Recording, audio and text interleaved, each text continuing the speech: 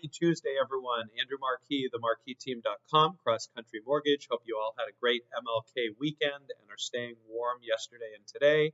My family and I were skiing this past weekend. I took my son out yesterday, and I want to say with the wind chill, it was like -17 in Vermont where we were.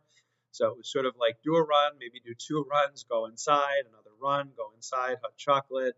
It was pretty darn cold out there. So checking in though this week with our product update, our rate update for the week. Rates are declining a little bit, which is great news. Starting off with conforming loans with 1 point. This is for loan amounts of $806,000 or less for 2025. 30-year fixed is at 6.625, 20-year at 6.5, 15-year at 5.75. Jumbo loans, which again is above $806,000. 30-year, 6% with a point. 10-year ARM, 5.625, 7-year, 5.375, and 5-year, 5.25. These are some pretty low rates on jumbo, so rates are improving, which is fantastic to see. And just to reiterate, conforming loan limits for 2025 on a single family or condo cap out at $806,000. Anything less than that is a conforming loan. Borrowers can put down as little as 3%. Anything above that, we get into jumbo loans or high balance loans with a little bit more requirements in terms of reserves, down payment, credit scores, etc. But as we just discussed, jumbo loan rates are a little bit less right now. So great news. My topic today is going to be FHA loans versus conventional loans.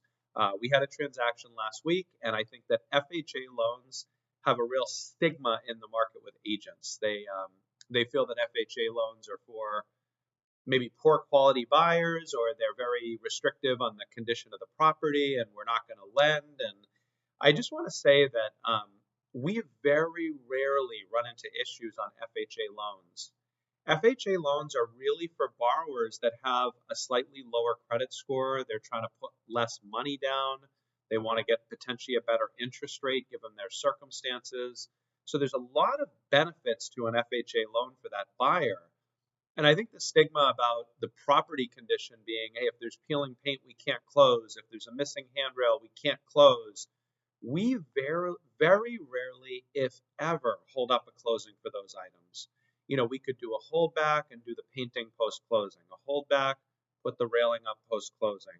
So there's a lot of options. And I have to say that on conventional loans, they get flagged quite often for condition issues as well. So you know, if we're doing a conventional and there's a large staircase without a railing or an inadequate railing, that's going to get flagged on a conventional loan just like it would an FHA. So just again, all I ask is be open-minded to FHA loans. Let's talk about concerns that you may have as a buyer, as an agent, because it's a very beneficial tool for the right circumstance.